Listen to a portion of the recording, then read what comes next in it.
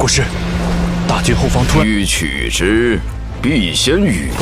即刻赶赴大江，出现了许多带旗子的人。 Halo semuanya, selamat datang kembali. Apa kabar kalian semua? Semoga baik-baik saja. Pada video kali ini kita akan membahas spoiler Donghua yang berjudul Tales of Herding Gods. Baiklah, daripada kalian semua penasaran, mari kita mulai saja pembahasan spoiler untuk episode kali ini. Tanpa berbasa-basi lagi, langsung saja kita mulai videonya. Cerita ini berlanjut. Kita diperlihatkan Kinmu yang berkata pada guru kekaisaran bahwa kami sudah cukup mengantar Anda. Lagi pula kita sudah tidak jauh dari Darsiang. Oleh karena itu kami akan kembali ke Akademi Kekaisaran. Namun guru kekaisaran menolak dan memerintahkan Kinmu untuk ikut ke Darsiang bersamanya. Merasa pusing, Kinmu pergi diam-diam ke tempat perjudian di kota dan memberi perintah agar 360 aula sekte suci muncul lewat bendera teleportasi. Xion Xiang muncul dan memperingatkan bahwa tindakan itu bisa membahayakan sekte suci dan menanyakan siapa yang bertanggung jawab jika terjadi masalah. Kinmu menjawab santai jika diriku adalah pemimpin sekte. Xion Xiang pun tersenyum dan memberi hormat. Xion Xiang memperingatkan, jika sekte suci membantu guru kekaisaran Yangkang, mereka akan kehilangan reputasi di dunia kultivasi dan dimusuhi sekte lain. Kinmu menolak keras, mengatakan sekte surgawi suci sudah menjadi sekte iblis surgawi, jadi mereka harus merebut pijakan dengan kekuatan sendiri. Xion Xiang khawatir, dosa akan dilimpahkan ke sekte. Namun Kinmu menegaskan, jika diriku akan bertanggung jawab. Akhirnya Xion Xiang menerima keputusan itu, sambil mengingatkan bahwa pemimpin sekte yang gagal bisa dibunuh oleh Sang Santa, alias gadis suci. Kinmu sadar posisi pemimpin sekte sangat berbahaya. Xion Xiang menyebut dua pemimpin sebelumnya mati dengan cara buruk. Kinmu tak peduli dan memerintahkan 360 aula segera bergerak dengan bendera teleportasi. Pemilik tempat perjudian patuh. Di luar, Kinmu mengajak Xion Xiang ikut. Xion Xiang mengikuti sambil menanyakan apakah kitab suci iblis surgawi agung perlu disimpan sebagai cadangan jika Kinmu mati. Kinmu menegaskan Xion Xiang bukan tandingannya. Ia menunjukkan dengan chi vital bahwa dirinya jauh lebih kuat. Meski Xion Xiang menantang, Kinmu berkata, tak ada siapapun di dunia ini yang bisa menandinginya, bahkan guru kekaisaran Yankang sekalipun. Ia menyatakan dirinya adalah satu-satunya tubuh penguasa, membuat Xion Xiang terdiam oleh aura kekuatannya. Aura Kinmu menunjukkan kesiapan orang yang tak terkalahkan. Xion Xiang terkejut, mempertanyakan tubuh penguasa dan menyadari Kinmu dipilih sebagai pemimpin sekte karena kekuatannya sebagai penguasa tertinggi. Xion Xiang menegaskan, diriku tak lebih lemah dari tubuh penguasa dan berani membunuh pemimpin sekte. Keesokan harinya, mereka tiba di Flood County yang sudah dikuasai. Prajurit melapor pada guru kekaisaran Yankang tentang orang-orang misterius pembawa bendera. Jumlah mereka sekitar selusin dan tampak berbahaya. Hari ketiga di Clear River County, jumlah pembawa bendera bertambah menjadi 50 hingga 60 orang. Hari keempat di kota kabut tersembunyi, ratusan pembawa bendera muncul tanpa penjelasan. Hari kelima, saat menuju Darsiang, orang-orang bertopi bambu bersenjata mulai mengikuti mereka dari belakang dan ganggang di samping. Ratusan orang aneh bertopi bambu diam-diam mengikuti rombongan dari kota kabut tersembunyi. Mereka menutup wajah dan menjaga jarak. Yun Kuei curiga mereka pembawa bendera, namun ketua kekaisaran Yangkang tetap acuh. Di dekat gerbang kota, dua tetua penjual teh menyapa dan menawarkan minum. Guru kekaisaran berkata haus, lalu duduk minum teh bersama Kinmu dan dua tetua. Chen Wanyun dan yang lain mencoba mendekat, tapi gazebo terasa mustahil dijangkau. Setelah selesai minum, semua berdiri memberi hormat, lalu guru kekaisaran mengajak berangkat ke Daishiang. Rombongan lanjut berjalan dengan bingung. Orang-orang bertopi bambu berhenti mengikuti dan malah duduk diam minum teh di luar gazebo. Xion Xiang bertanya, Kinmu hanya menjawab akan tahu nanti.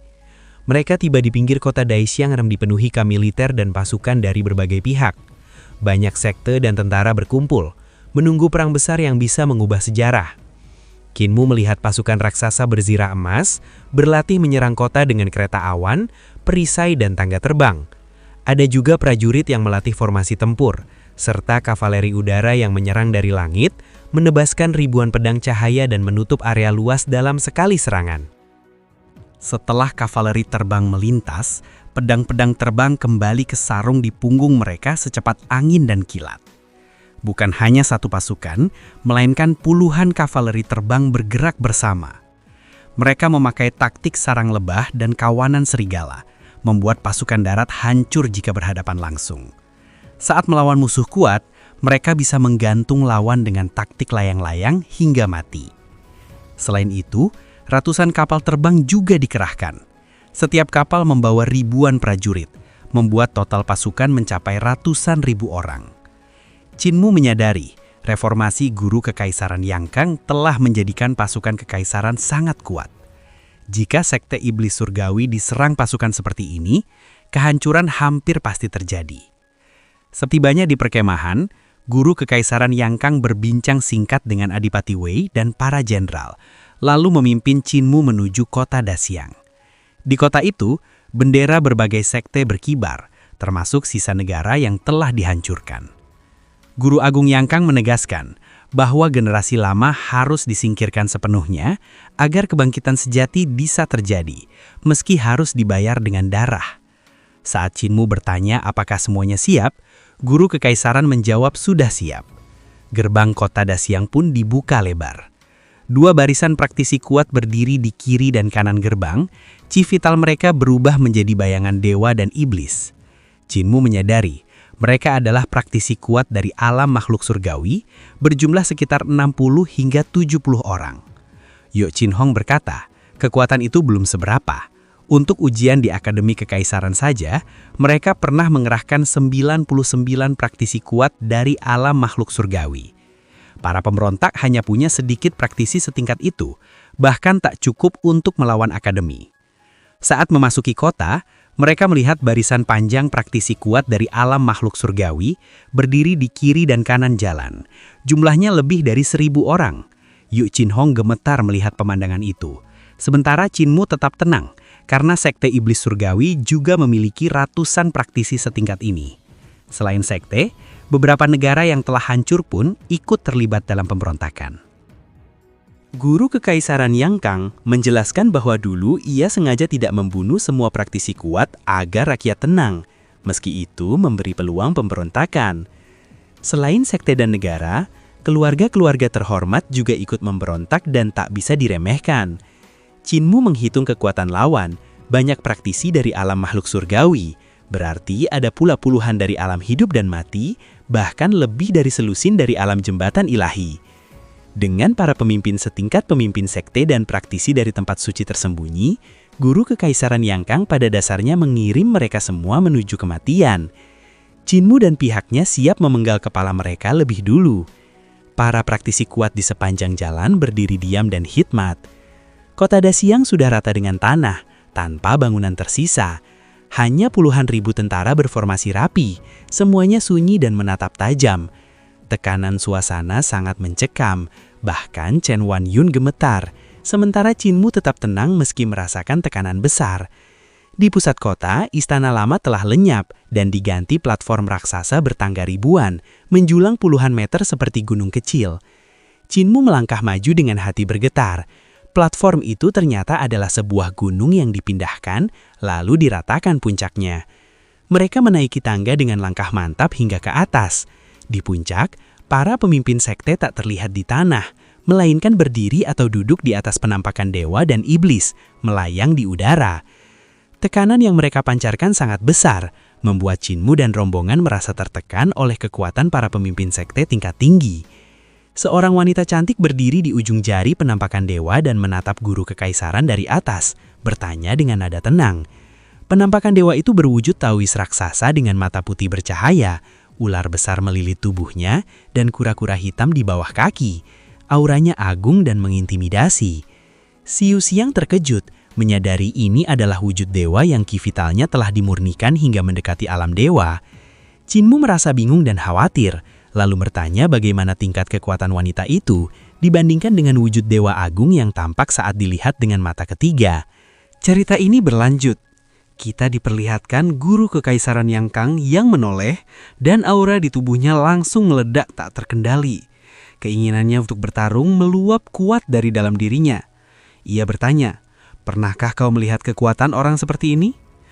Kinmu terkejut melihat ledakan niat bertarung itu, lalu menjawab dengan jujur, "Pernah, dan itu adalah tetua di desaku."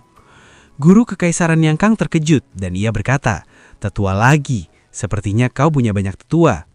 Kinmu tersenyum dan berkata, "Itu tidak terlalu banyak, sebenarnya hanya ada 9 orang tetua di desaku." Guru kekaisaran Yang Kang semakin terkejut. 9 orang tetua seperti itu. Ia berpikir, apakah 9 orang itu setara dengan si bisu? Jika memang begitu, asal-usul pemimpin sekte iblis surgawi ini benar-benar mengerikan. Kinmu lalu berkata dengan tenang, "Masih ada 9 orang seperti mereka, jadi jalan saya tidak akan sendirian." Guru kekaisaran Yang Kang tersenyum puas dan berkata, "Kupikir tidak ada orang lain selain aku yang pernah naik sampai ke tingkat kultivasi seperti ini. Sekarang hatiku tiba-tiba terasa tenang." Kinmu menatapnya dengan rasa penasaran, namun dalam hati ia bertanya-tanya, apakah dirinya akan dipukuli sampai mati jika ia menggunakan mata dewa untuk menatap guru kekaisaran Yang Kang sekarang? Ia sangat ingin tahu apakah guru kekaisaran Yang Kang adalah orang yang sama dengan kepala desa.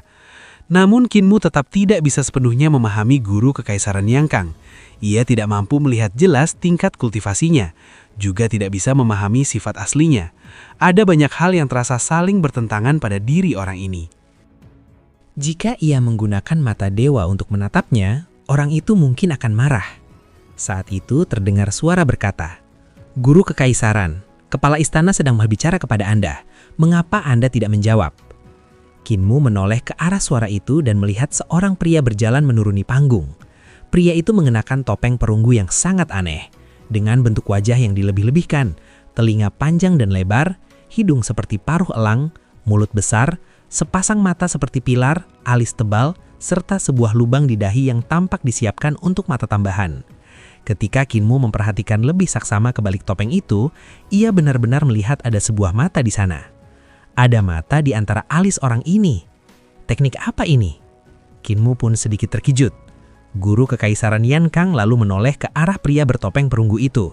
Namun pandangannya melewati dirinya dan tertuju pada guru istana perpisahan gairah, Qiu Die. Ia berkata, "Guru istana Qiu dari istana perpisahan gairah, seni pedang ilahi rahasia perpisahan kebencian milikmu setara dengan seni pedang yang diwariskan oleh para dewa." Tatapannya lalu beralih ke orang berikutnya. Tuan Kastil Kereta Che Zhengli, Tuan Kastil Giok Yu Qingsheng, dan Tuan Kastil Hitam Li Fei. Teknik Tuan Kastil Che adalah segel iblis misterius hukum surga, sebuah teknik untuk menyegal jalur iblis sekte Dao. Teknik Tuan Kastil Giok adalah teknik transformasi naga 5 serangga, yang mampu mengubah serangga beracun menjadi naga.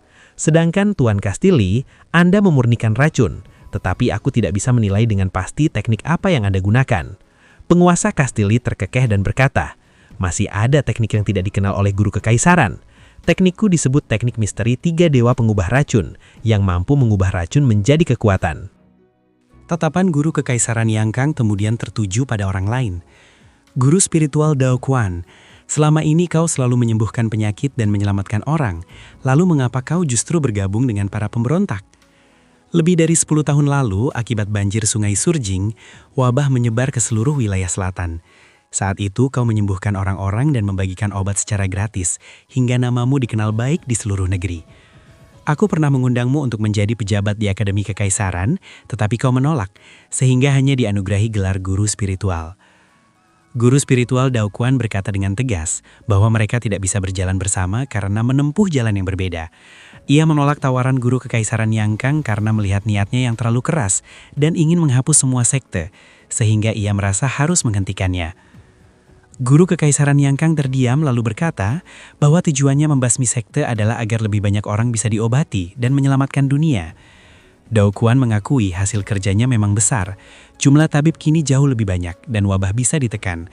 Namun menurutnya, tabib yang dididik di Akademi Kekaisaran hanyalah penyihir dan belum bisa disebut tabib ilahi. Ia menegaskan bahwa jalan mereka memang berbeda. Guru kekaisaran Yang Kang lalu menoleh ke arah orang lain dan memanggil, "Pejabat tinggi Malian Shan, Tuan Ma." Malianshan berkata ia tidak berani sepenuhnya mengikuti guru kekaisaran Yang karena masih memiliki sekte sendiri. Guru kekaisaran Yang menyesalkan pilihannya dan menyebut Malianshan sebagai pejabat yang sebenarnya baik. Malianshan menegaskan bahwa ia bukan satu-satunya pejabat baik yang memberontak dan justru guru kekaisaran Yang yang perlu merenung.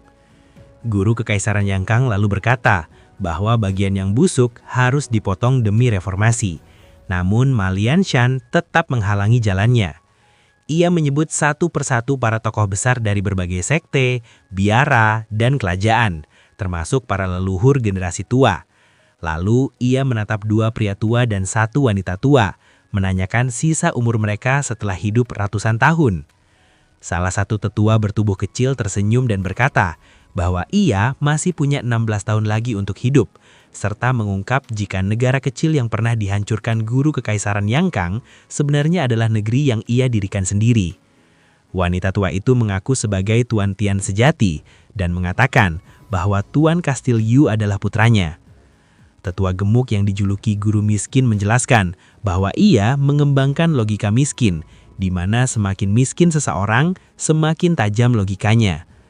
Guru kekaisaran Yang mempertanyakan alasan pemberontakannya, namun guru miskin menjawab bahwa kekuasaan yang terlalu besar justru berbahaya bagi dunia. Ia memberontak bukan demi dirinya sendiri, melainkan demi kekaisaran Yang dan menegaskan bahwa jika guru kekaisaran dibiarkan, suatu hari ia pasti akan menjadi kaisar. Guru kekaisaran Yang berdiri di puncak gunung dan menantang siapapun yang melawannya. Dari kota Daxiang, suara-suara para ahli besar satu persatu menjawab tantangan itu, menyatakan pemberontakan. Seruan mereka terus bergema tanpa henti, makin lama makin kuat, mengguncang hati orang-orang dan membakar semangat perlawanan. Pria bertopeng perunggu mengejek guru kekaisaran Yang karena seluruh dunia ingin membunuhnya. Namun guru kekaisaran dengan dingin menyebut para pemberontak hanyalah kelompok kecil yang harus dimusnahkan demi kedamaian. Pria itu lalu menyatakan segel penjara surgawi telah dipasang, dan pertarungan ini akan berakhir tanpa bicara soal keadilan. Kinmu justru merasa tenang, sementara Biksu Yun Kue panik karena mereka terjebak dalam segel, dan pertempuran kali ini akan jauh lebih mengerikan. Yue Qinghong dan yang lainnya pucat karena membayangkan dahsyatnya pertempuran besar di area tertutup itu, yang bisa menghancurkan segalanya. Saat ketegangan memuncak, bendera-bendera raksasa tiba-tiba terbentang dari kota, menutupi perkemahan musuh. Di baliknya tersembunyi pasukan kavaleri dan tentara dalam jumlah tak terhitung. Saat pria bertopeng hendak memperingatkan, ratusan bendera besar tiba-tiba terbuka, dan puluhan ribu pasukan kekaisaran Yang muncul di kota Daxiang. Semuanya sudah terlambat. Dari balik bendera muncul makhluk-makhluk ganas, raksasa berzirah, kereta awan, kapal terbang, dan binatang perunggu. Api dan badai menyapu medan perang. Dan ketika bendera tergulung sepenuhnya, suara pembantaian pun pecah menandai dimulainya perang besar. Dan pada akhirnya, spoiler untuk episode kali ini pun bersambung. Oke, cukup sekian video kali ini dan sampai jumpa di video berikutnya. 出现了许多带旗子的人。是，统领全军，向百归。大圣教就是悬在国师头，将就是你的葬身之地。一柄利剑。